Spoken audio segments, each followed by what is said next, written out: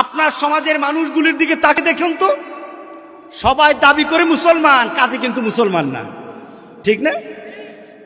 একটাই উদাহরণ দেই, মসজিদ থেকে প্রতিদিন আজান কয়বার দেয়? আজানের মধ্যে ঘোষণা আছে কি না? কি ঘোষণা? প্রথম ঘোষণাটা কি বলেন তো দেখি? আল্লাহু আকবার। তার মানে কি? তুমি যদি তুমি কর্মক্ষেত্রে থাকো, তোমার কর্ম থেকে আল্লাহ বড়, ঠিক না?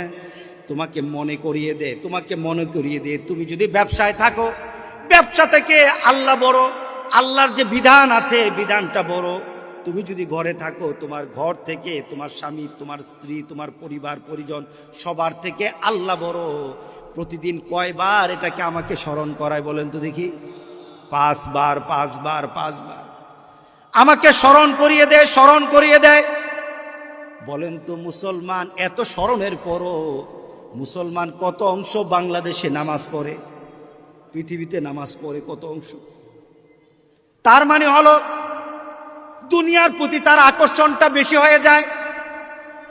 ইমাম গাজ্জালী রাহিমাহুল্লাহ যেই কথা বলেছেন, আমাদের ভালোবাসা যখন দুনিয়ার সাথে মিশে যায়, মরার সময় আমাদের যন্ত্রণা বাড়তে থাকে। কারণ আমি যখন দুনিয়ার দিকে তাকাই, বাড়ির ভালোবাসা, সন্তানের ভালোবাসা, সম্পদের ভালোবাসা আমার সামনে ভেসে উঠে। এটাও আরেকটা দিক আছে। যদি কেউ সম্পদের ভালোবাসা দুনিয়াতে বাড়ায়, তার জন্য মৃত্যুর সময় সম্পদ তার যন্ত্রণার কারণ হয়। আর কেউ যদি আখিরাতের টার্গেট নিয়ে দুনিয়া থেকে চলে যায়, আল্লাহ তখন তার জন্য কাতারে কাতারে ফেরেশতা পাঠিয়ে দেয়। সুবহানাল্লাহ বললেন না? কি পাঠায় বলেন তো? দুইটা ধরন, একটা হলো সম্পদের টান, আর একটা হলো ফেরেশতাদের সান্ত্বনা।